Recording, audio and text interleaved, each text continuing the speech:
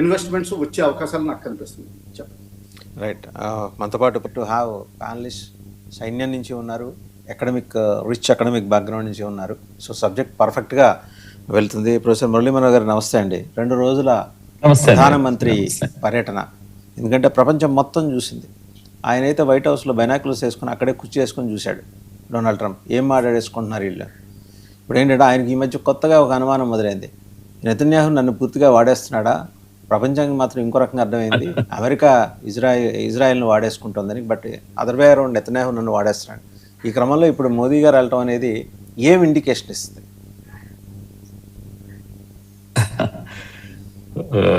చాలా భావోద్వేగాల మధ్యలో జరిగినటువంటి సందర్శన కదండి ఇది మోడీ మార్క్ ఆఫ్ ఇది అట్లాగే ఉంటుంది ఎప్పుడు కూడా. తాను పేగు బంధము అంటాం, దాంతో బంధించేస్తాడు. ఆ విధంగా సాంస్కృతిక ఏకత్వాన్ని ఎక్కడో దగ్గర కలుపుతూ ఉంటారు. దాని కారణంగా ఒక జాతి, దేశం కాదు, ఒక జాతి, యూదు అనే ఒక జాతి మనతో ఎంతో భావోద్వేగంతో ఒక్కటైన క్షణాలను మనం అక్కడ చూస్తాం. ఆ పార్లమెంట్ లో ఆయన మాట్లాడినది రేరెస్ట్ ఆఫ్ ది రేర్ ఇది కదా, first time prime minister of India addressing parliament. ఇదంతా కూడా అంతేకాదు, అక్కడ వాళ్ళ వ్యవహారము, మంత్రులు కానీ మిగతా అందరూ కూడా వాళ్ళ యొక్క పెద్దరికాన్ని వాటిని అన్ని పక్కకు పెట్టి ఆయనతో వ్యక్తిగతంగా ఒక స్నేహితుడిని చూశారు, సోదర భావం అన్నాడు కూడా నెతన్యాహు డైరెక్ట్ గా. Is not only our friend, is my brother అనేటువంటి గట్టి మాట కూడా అన్నాడు. అది ఊరికే మాట వరుసకే కాదు, అది వాళ్ళ యొక్క బాడీ లాంగ్వేజ్ లో అన్నిట్లో మనకు కనపడ్డారు. ఆయన అత్యంత ఉన్నతమైన సత్కారం ఇచ్చే పద్ధతి కూడా స్వయంగా స్పీకర్ అక్కడ ఉండి అది ఇవ్వడం, ఇవన్నీ కూడా ఎమోషనల్ బాండేజ్ ను గట్టిగా స్ట్రెంగ్తెన్ చేయడంలో మోడీ సక్సెస్ అయ్యారు. ఇది తెంచుకోలేరు వాళ్ళు, అలాంటి జాతితో చేసినటువంటి. రెండో విషయము, ఎప్పుడు కూడా కష్ట సుఖాలను షేర్ చేసుకున్నప్పుడే మనుషులు ఒక్కటవుతుంటారు. అందుకే మోడీ గారు ఇదే అవకాశంగా తీసుకొని October 7th విషయాన్ని అత్యంత బార్బారిక్ ఇదిగా హమాస్ దాడిని వర్ణించారు. దాన్ని ఊరికే ఉండకుండా మళ్ళా మన 26/11 ముంబై దాడితో పోల్చారు.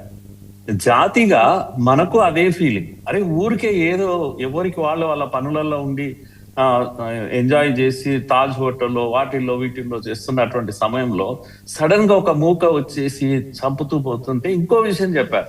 అక్కడ కూడా దెబ్బతిన్నది ఎవరంటే ఇదే యూదులు, మళ్ళా టార్గెట్ చేశారు అక్కడ కూడా ముంబై. దాన్ని గుర్తు చేశారు. ఇదే నేను చెప్పేది, మోడీ గారి ప్రత్యేకత ఏంటంటే ఆ జాతిని ఎమోషనల్ గా భావోద్వేగంతో మీ కష్టాలు మా కష్టాలు ఒకటే కనుక మనము కలిసి ప్రయాణించాలి, లేకపోతే మన ప్రాణాలకే ముప్పు అనేటువంటి ఒక గట్టి సందేశాన్ని ఇవ్వడం. అందుకే ఈ టెర్రరిజం అది ఎనీవేర్ ఎవ్రీవేర్, అది it is a threat to ఇది హ్యూమన్ ఇది అనే ఏదైతే ఉందో, ఇది terrorism anywhere is a threat to peace everywhere అని చెప్పి అన్నారు. థ్రెట్ టు పీస్ అనేది.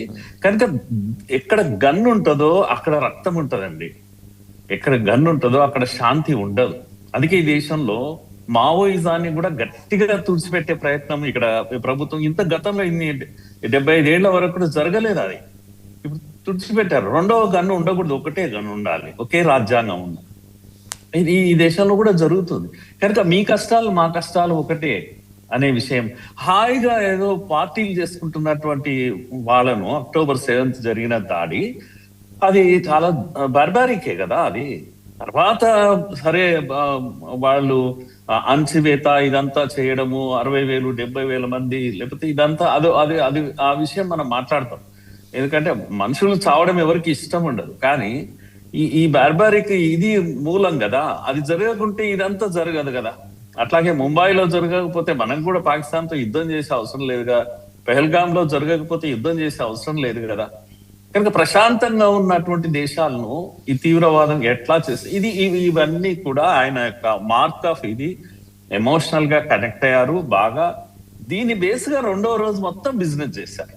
మొదటి రోజు అంతా కూడా కనెక్ట్ అయిపోయారు భావోద్వేగాలతో, రెండో రోజు అంతా కూడా బిజినెస్ చేశారు. బిజినెస్ లో తప్పకుండా అక్కడ కూడా ఐరన్ రోమ్ కానీ లేకపోతే మన సుదర్శన్ చక్రం కానీ వీటన్నిటిని లింకప్ చేయడం, కలిసి ముందుకు ఎట్టాలి, దేశాన్ని కాపాడుకోవాలి. ఆకాశం నిండా మనం డోమ్ పెట్టాల్సిందే, ఎన్ని మిసైల్స్ వచ్చినా అడ్డుకోవాల్సిందే. ఇది ఇజ్రాయెల్ యొక్క మార్క్ ఆఫ్ ఇది ప్రొటెక్షన్. ఎంత సీరియస్ గా ఉంటారో, ప్రతి ప్రాణాన్ని కాపాడుకుంటారు వాళ్ళు, ప్రతి ప్రాణానికి విలువ ఇస్తారు వాళ్ళు.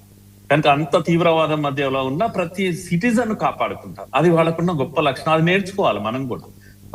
ఏ సిటిజన్ ప్రాణం కూడా మనకు చాలా విలువైంది. కేవలము ముంబై పార్లమెంటు ఇవే కాదు కదా.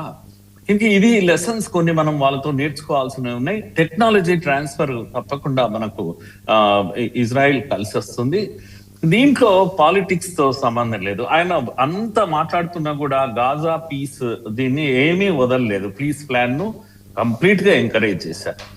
ఎందుకంటే ఇది కంటిన్యూ కాకూడదు అనేది ఆయన ఉద్దేశం. అంతగా ఇరామైనటువంటి యాక్షన్ మోడీకి మాత్రమే సాధ్యమేమో అని నాకు అనిపిస్తుంది అండి ఒక్కొక్కసారి. వేరే నాయకుడికి ఎవరికి కూడా ఇది సాధ్యం కాదేమో అని. రైట్, మళ్ళీ మీ దగ్గరికి వస్తాను. కల్నల్ పరమేశ్వర్ గారు, ఒకసారి మనం ఈ ఒప్పందాల గురించి మాట్లాడుకునే పని అయితే 1971 దగ్గరికి వెళ్ళాలి. అప్పటి